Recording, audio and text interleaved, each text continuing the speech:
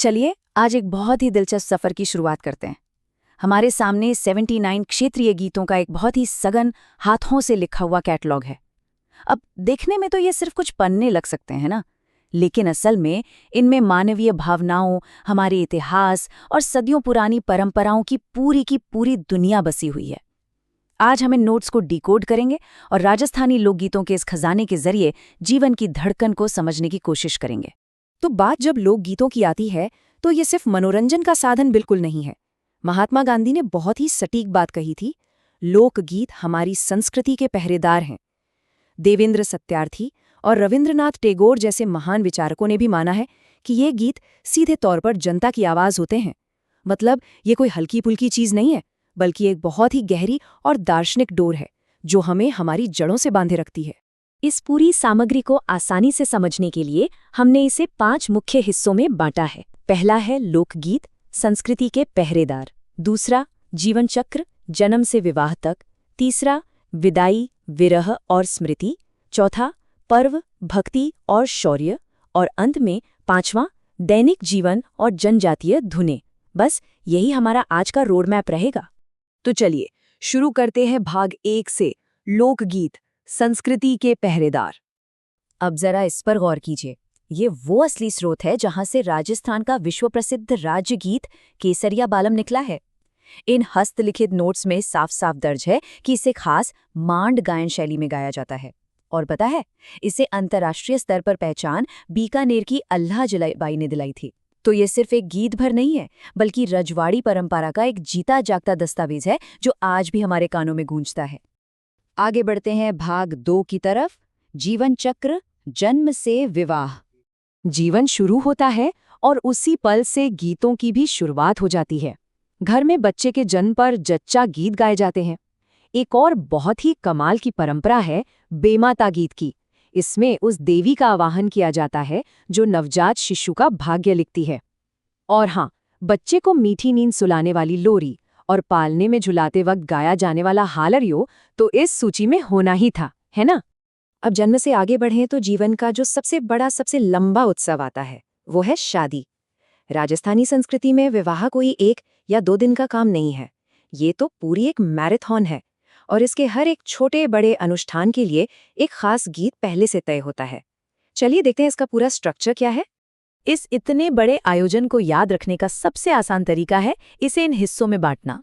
शादी से पहले हल्दी या पीठी के गीत होते हैं, और जब रिश्तेदार दावत देते हैं तो बंदोरा गाया जाता है।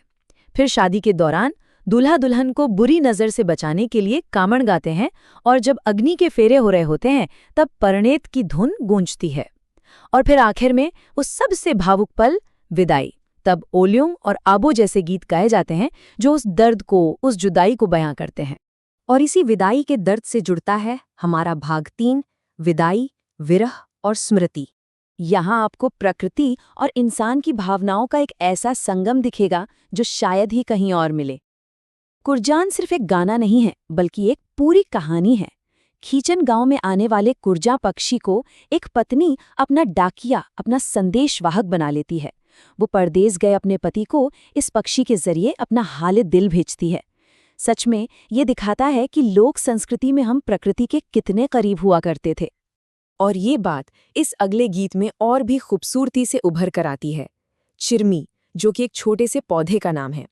इस गीत में एक नई नवेली दुल्हन इस पौधे से बातें कर रही हैं, अपने पिता या भाई के आने का बेसब्री से इंतजार कर रही हैं। जरा सोचिए, अपनी भावनाओं को, अपने मायके की याद को एक साधारण से पौधे के जरिए व्यक्त करना, ये कितना मार्मिक और संवेदनशील है। अब जो कहानी मैं बताने जा रही हूँ वो हाड़ौती क्षेत्र के गीत बिछूड़ों से है। ये बहुत ही नाटकीय और दिल को छू लेने वाला प्रसंग है। इसमें एक पत्नी को बिच्छू ने काट लिया है और उसकी जान जाने वाली है, लेकिन मौत के उस दर्दनाक पल में भी वो निस्वार्थ होकर अपने पति से कह रही है कि मेरे जाने के बाद तुम दूसरी शादी कर लेना। ये सिर्फ कोई धुन नहीं है, बल्कि त्याग और सच्चे प्रेम की एक बहुत ही शक्तिशाली कहानी है जो इन नोट्स के पन्नों में कैद है। खैर, जुदाई और यादों की बात हो और हिचकी का जिक्र ना हो, ऐसा तो हो ही नहीं सकता। मेवात क्षेत्र का ये मशहूर गीत हिचकी आने की एक आम सी शारीरिक क्रिया को सीधे रोमांस और यादों से जोड़ देता है। मतलब हिचकी आई नहीं कि समझो दूर बैठा कोई अपना शिद्दत से याद कर रहा है ना मजेदार? कैसे हमारी संस्कृति ने जीव विज्ञान को भी अपने ही एक खूबसूरत रंग में रंग दिया है। अब रुख करते हैं भाग 4 का, पर्व, भक्ति और शौर्य। इन दो तरह के गीतों के बीच का कॉन्ट्रास्ट देखिए, ये बहुत दिलचस्प है।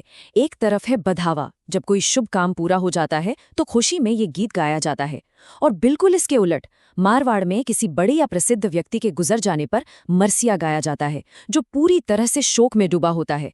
ये सीधे तौर पर साबित करता है कि लोकगीत इंसानी जीवन के हर एक छोर को छूते हैं, चाहे वो आसमान छूती खुशी हो या फिर कोई बहुत गहरा दुख। भक्ति और वीरों के सम्मान में भी ये कैटलॉग कुछ कम नहीं है। जैसे कैला देवी मंदिर में मीणा समुदाय के भक्त हनुमान जी की आराधना में लांगुरिया गाते हैं। अगर रिकॉर्ड्स की माने तो लोक देवताओं में रामदेव जी को समर्पित नेतलरा भरतार सबसे लंबा लोकगीत माना जाता है। और हाँ, वीर रस से भरे हुए पवाड़े उन शूरवीरों की कहानियां सुनाते हैं जिन्होंने समाज के लिए कुछ असाधारण काम किए। और अब हम आ गए हैं अपने आखिरी हिस्से पर, भाग 5, दैनिक जीवन और जनजातीय धुनें। जरा इन पन्नों में लिखी जानकारी की सघनता को देखिए। ये नोट्स अपने आप में सांस्कृतिक डेटा का एक विशाल भंडार हैं। पुराने वक्त में पानी भरने जाने जैसे रोजमर्रा के कामों का भी अपना एक अलग ही साउंड ट्रैक हुआ करता था, जिसे पड़िहारी कहते थे। ऐसे ही खेत में फसल बोते समय किसान तेजा टैर गाते थे। मतलब हर मेहनत, हर काम को संगीत के साथ जोड़कर उसे कितना आसान और लयबद्ध बना दिया गया था। तो यहाँ समझने वाली सबसे अहम बात यह है कि किसी भी जगह के इतिहास को पूरा समझने के लिए वहाँ की जनजातीय धुनों को समझना एकदम जरूरी है।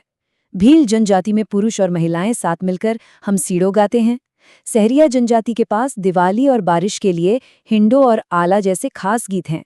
गरासिया लोग दूल्हे की तारीफ में मोरिया गाते हैं। और पहाड़ों में रहने वाले आदिवासियों की तो पहचान ही उनके पटेलियां और लालर जैसे शानदार गीतों से होती है।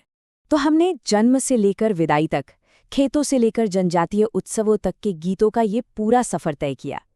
लेकिन जाते जाते एक बहुत बड़ा सवाल हमारे सामने खड़ा होता है। आज हमारा समाज जिस तेज रफ्तार से आधुनिक हो रहा है, ये डिजिटल युग आ गया है, ऐसे में ये मौखिक परंपराएं जिनमें हमारी भावनाएं, इतिहास और दैनिक जीवन का हर एक हिस्सा बसा है, वो खुद को कैसे बचाएंगे? क्या हम अपनी संस्कृति के इन सच्चे पहरेदारों को सहेज पाएंगे? इस सवाल के साथ ही आज की ये चर्चा हम यहीं रोकते हैं। इस पर विचार जरूर कीजिएगा,